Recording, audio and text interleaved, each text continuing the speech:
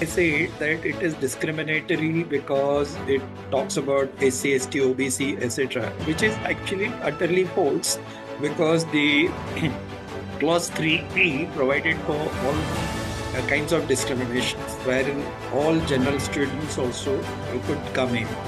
Any kind of measure taken to curb the discrimination will always have this kind of discrimination embedded, in the thing. It cannot be talking about universalized language when you are talking about acknowledged kind of systemic and structural discrimination. From a discrimination law viewpoint, how do you think about Regulation 3C, why we have such a tailored and specific provision in the regulations? Yeah, actually, while asking this question, probably we are feigning very good amount of innocence. Welcome, I'm Sushovan Patnaik. I am the associate editor of the Leaflet, and you're watching Conversations with the Leaflet. And we have with us today one of India's, I would say, leading human rights activists and anti-caste scholars, Mr. Anand Teltumbde. He has also authored a few books recently, his prison memoir, The Cell and the Soul. He has written The Caste Consensus, and he has also written recently Dalits in the Indian Constitution. And he has also recently edited a volume titled Whether Human Rights in India. So thank you very much for joining us, Mr. Teltumbde, on this afternoon. Um, we are here to actually talk about an issue which has kind of been dominating our national, political and legal imagination for the past few weeks quite a bit, which is about the 2026 UGC regulations on which are dealing with the issue of caste-based discrimination in university campuses and college campuses. Um, on 29th January 2026, the Supreme Court of India has imposed an interim stay on the regulations. And we'll really go into the details of the stay order. We'll go into the details of what the UGC regulations are really dealing with. Um, but first, I think we can talk about how the regulations came about, which was through a prolonged litigation in the Supreme Court, which has been going on for the past 7 years, led by the mothers of Rohit Vemula and Payal Tadvi, two really young, two really bright students who lost their lives to discrimination that they faced from their peers, from college administration, systemic discrimination that they faced. And the mothers had really kind of brought about a simple argument that the 2012 regulations, the pre-existing regulations, were not enough, were not doing enough.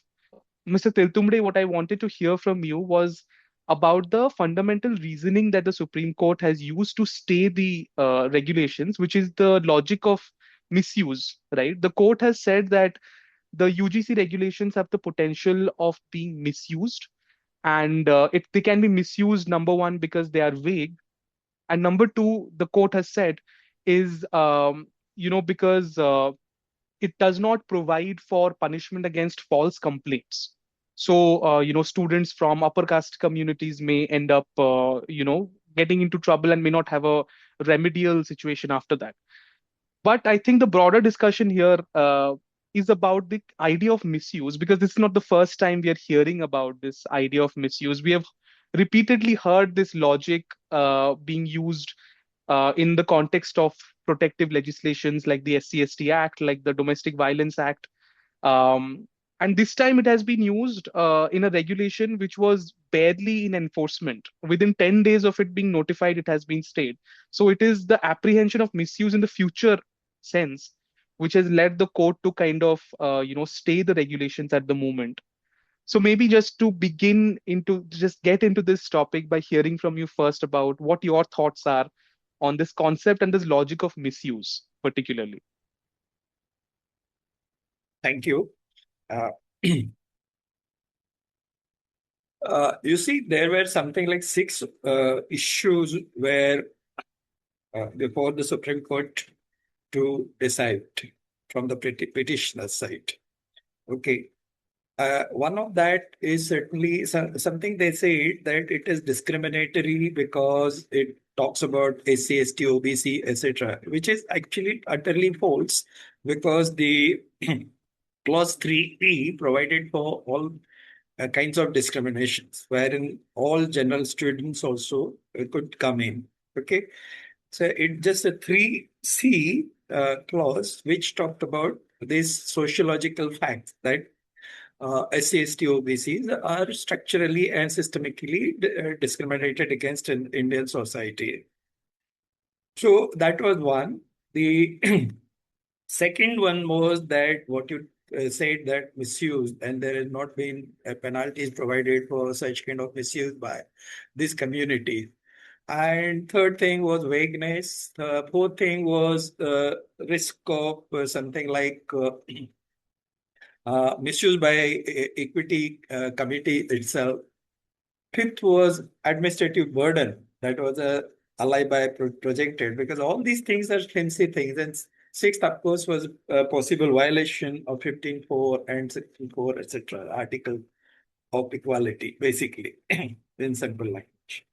So misuse has, as you pointed out, misuse has something like an echo atrocity act. This has been there for last several years now. 89 the act was passed, and 95 the rules were framed.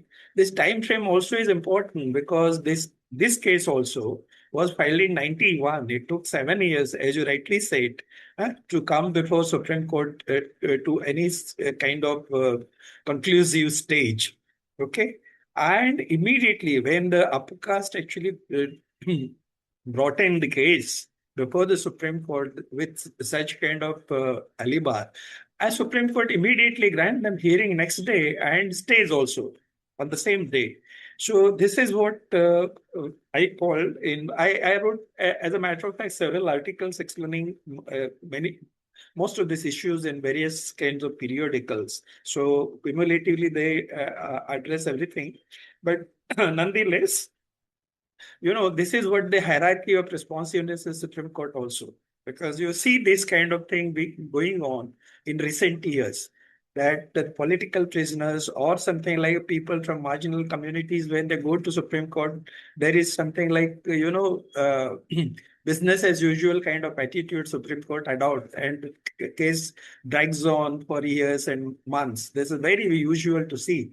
But when such kind of people, with as a matter of fact, there are no basis for such kind of thing. With all these six kinds of points that I reeled off, that's not any basis. I will very briefly deal with them. But let's talk about misuse.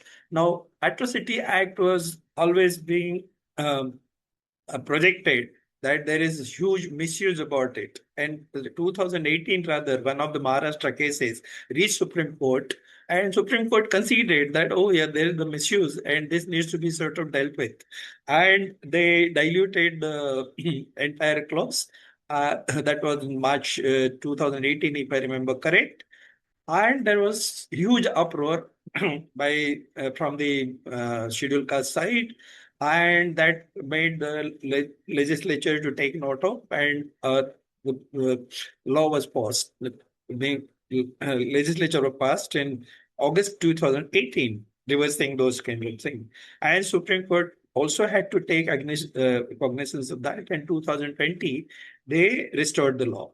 So this is the story. Now, Atrocity Act misuse, now there are n number of studies which actually point out, because entire machinery, right from the case being registered with the police station, okay, then only the atrocity comes into picture. Otherwise, there would be, and there are something like an authorized kind of estimates that 1 out of 10 cases probably might be going into the police registers. And thereafter, the story starts. The first hurdle is to getting into the register firstly, and then the investigation. Investigation is against, the kind of dynamic that happens. Police itself are biased, but that's not enough, because atrocity perpetrators typically belong to the wealthy upper caste people. In rural setting, they are the powerful people. So they can deal, the police are subservient to them. They can do any kinds of mischief. And that goes on.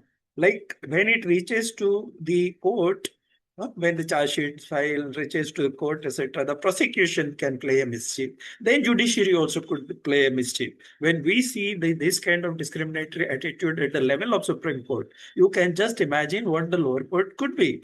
Like Khairlanji, it's a very live in public memory. Still, it has not probably disappeared. And you can see it was a presently caste atrocity. But in the courts, it was proved that there was no caste angle to it. It was just a kind of casual incident. Even something like they said that there was no sexual assault also on whereas the naked body of mother and daughter were found in the nala. All such kinds of things are before us to refute that misuse kind of argument. So any discriminatory, any kind of measure taken to curb the discrimination will always have this kind of discrimination embedded, in the thing. It cannot be talking about universalized language when you're talking about acknowledged kind of systemic and structural in discrimination. So is the so was the provision worded in this case.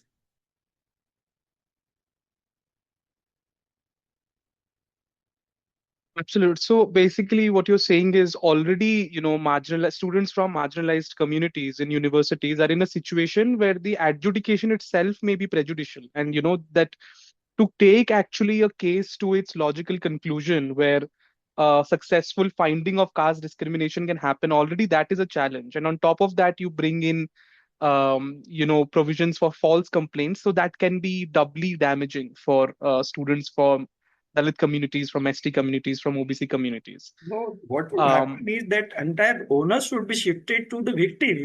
So right, the entire purpose, the basic purpose itself would be defeated there. You right. take Rohit Memula's case you referred Mm, to. What happened in Rohit Memula's case? It was a caste discrimination, open and shut. But mm, ultimately, what happened to it? There was a Rupanwal commission, that was single judge commission instituted, and he defied his terms of reference and gone into his caste certificate and proved that no, Rohit Vemula was not Dalit at all. Now, all these mm, facts, are before the public. Anybody can see he was a Dalit. Okay. mm, Even in law, he was a Dalit because mother having married the backward caste man does not actually change because they separated out and she was living in a Mala community, and that by that kind of thing there are a number of case laws which actually establishes that her prodigies would be her mm, own caste. So that mm. way both the sons were this thing, but they have reversed it, Right. and rather alleged Rohit Memula himself that he faked the certificate and died of personal frustration. Such is the aftermath this victims face. Right. Um, to also kind of look at what is the central question here, right? Which is about what is discrimination, and how should the law look at the concept of discrimination, and how does the UGC regulations look at the concept of discrimination? So, um, Regulation 3C of the 2026 UGC regulations is majorly the provision which is under the scanner. It defines caste-based discrimination, and it specifically excludes general category students and unreserved category students from those who from those who could be recognized as facing caste discrimination. So the Supreme Court has basically kind of legitimized two viewpoints about this. One is that, why has this exclusion basically happened of students from general category communities?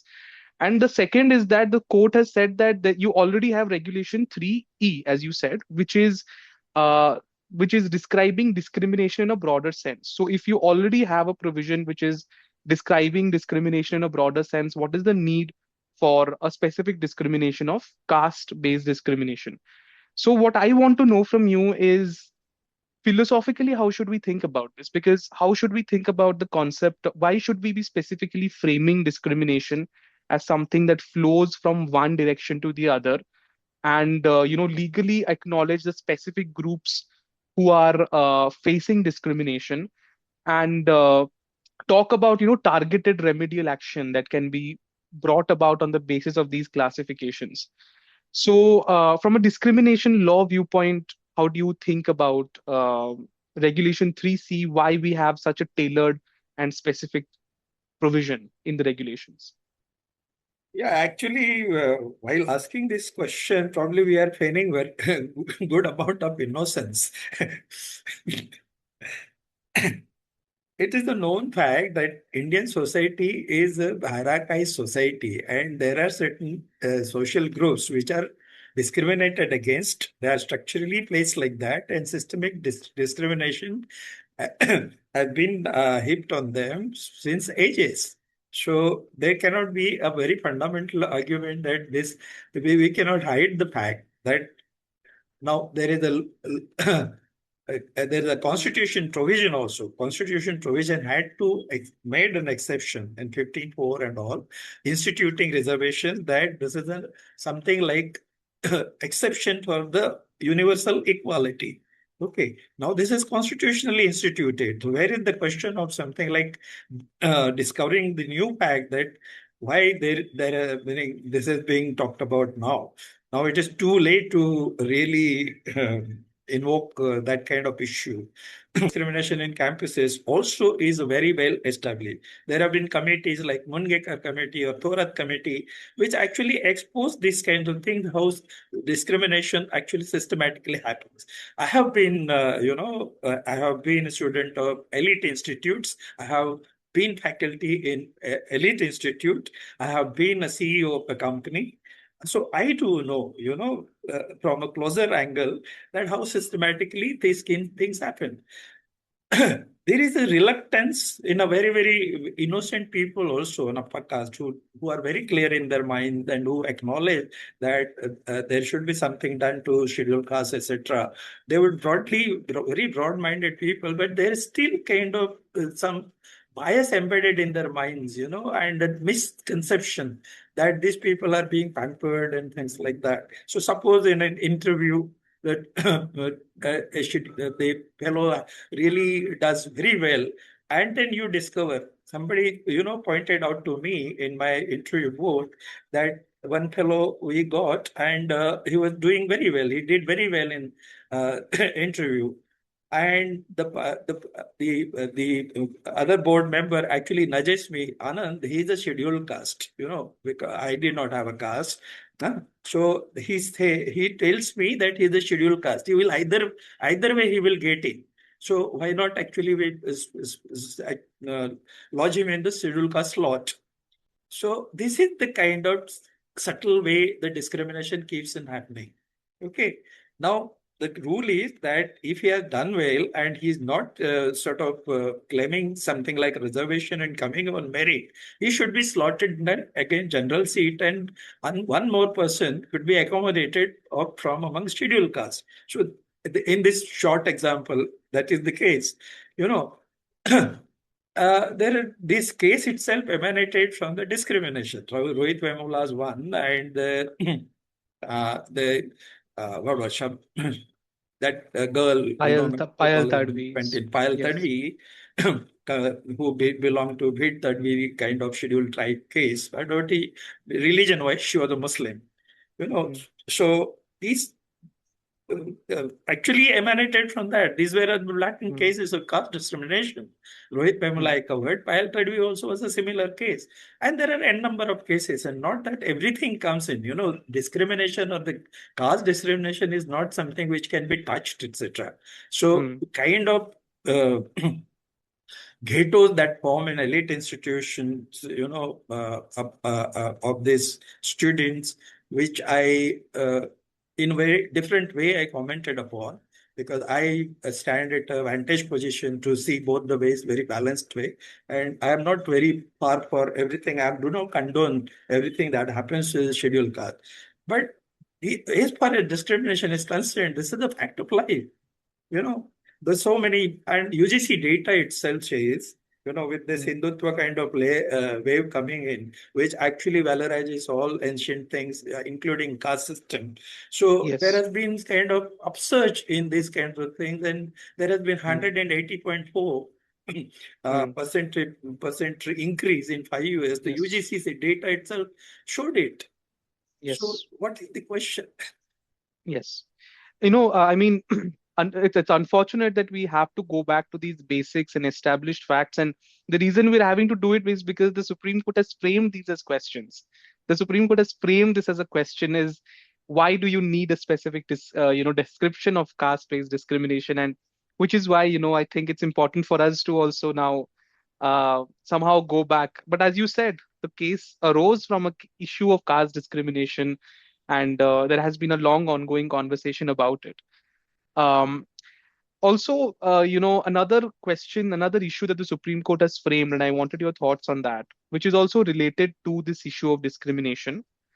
The court has basically said that now that constitutionally we recognize subclassification, right? So, one of the questions the court has framed is, what about the discrimination faced by extremely backward castes? Now, this is a categorization that the court has made of obviously, those communities who are facing further oppression within the hierarchy of the Dalit community, within scheduled castes and scheduled tribes and OBC communities also.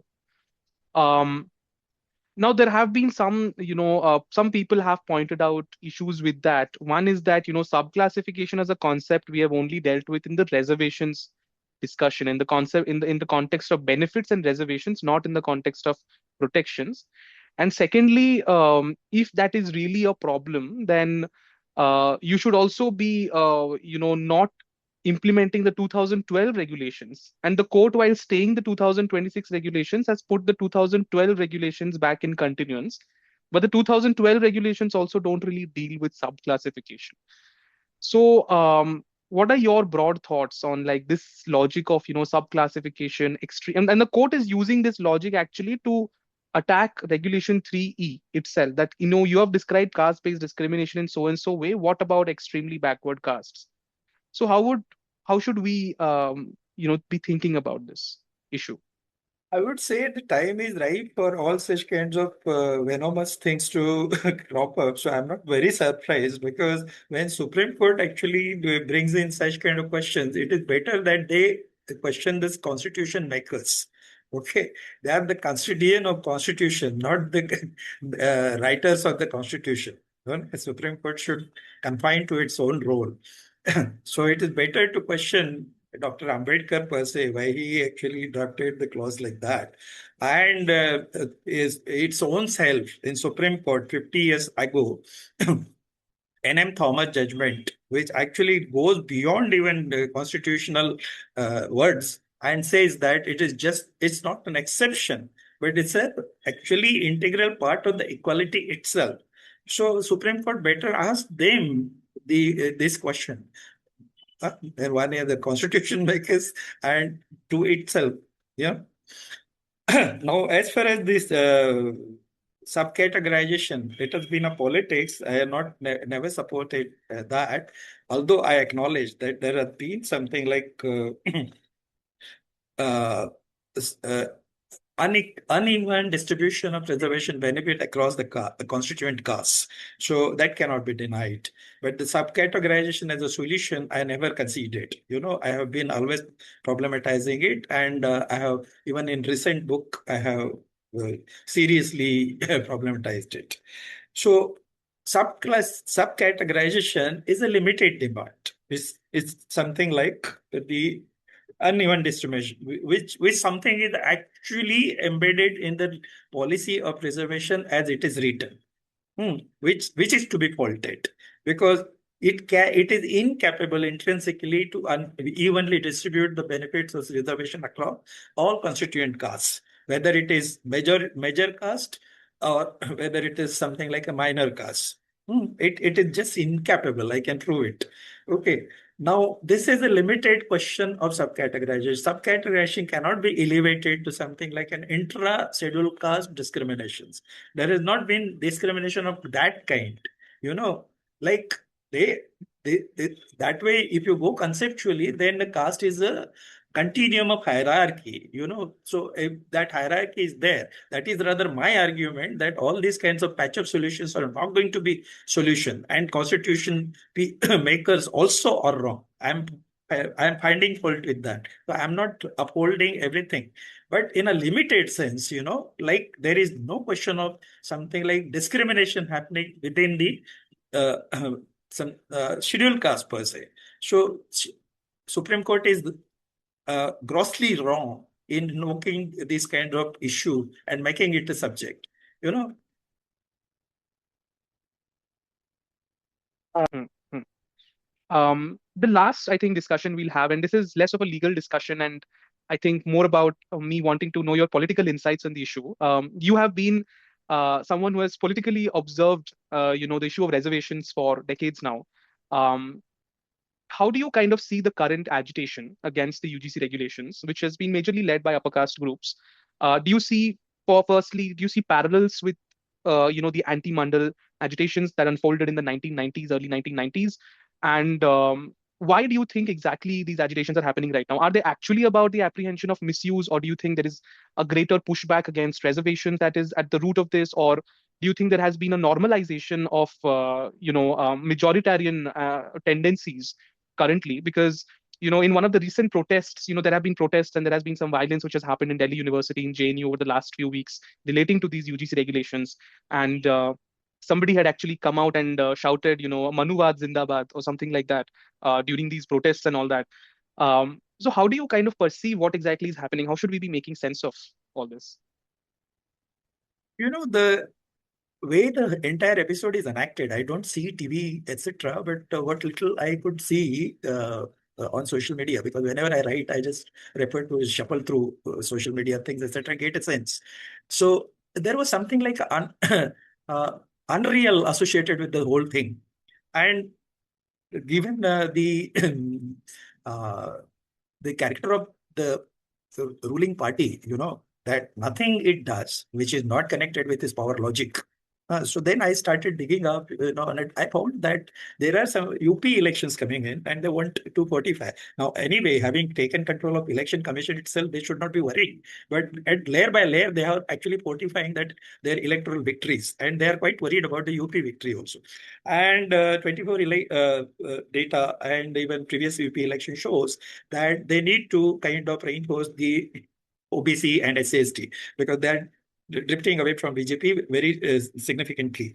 So it appears to be state managed also in certain ways that uh, because UGC is not an independent body. No institution today is independent body. Without something like a government signal, they cannot notify the regulations. That is for sure. So how dare they really notify such kind of regulation? So probably it appears that they wanted to kind of engineer this kind of reaction from the upper caste, momentarily irritate them, because howsoever they get irritated, they do not have any option to go elsewhere than voting for BJP. So that is they are taken care of. Either way, their numbers they will not be many, and but if even little gain comes in terms of something like moving Dalits and OBC because of this episode, this gain could amplify and might transfer into the electoral results. So this is the politics behind it, I smell. Okay, I may be incorrect. The unreal thing was again in terms of the intensity of protest. There's something like showing images of Modi, who dares to burn effigy of Modi, and they did it. I mean, the police, nowhere in the frame I found a police. You do it 1% and the entire hell will broke loose on you here today. So everybody knows that, and they actually had us behaving like with impunity. So that also reflects, there was something cooking about it. As regard the narrative, anti-reservation narrative, it is going in several ways. Even caste census, that book also I touched upon Right. it. That ultimate intention appears to be something like abolishing the caste-based reservation and bringing it on Mm, economic basis. Something like mm, expanding their EWS reservation, which was in the base of it was unconstitutional. But anyway, mm, unfortunately, Supreme Court validated it, so it became a constitutional thing. mm. So there's such a thing which is going on. Right. Well, thank you very much, Mr. Anand Teltumbde, for joining us for this conversation. We hope to have you soon later on, and thank you so much for contributing to what I believe was a very insightful discussion on the 2026 UGC regulations. Thank you. Thank you, Sushovan. All the best. Thank you.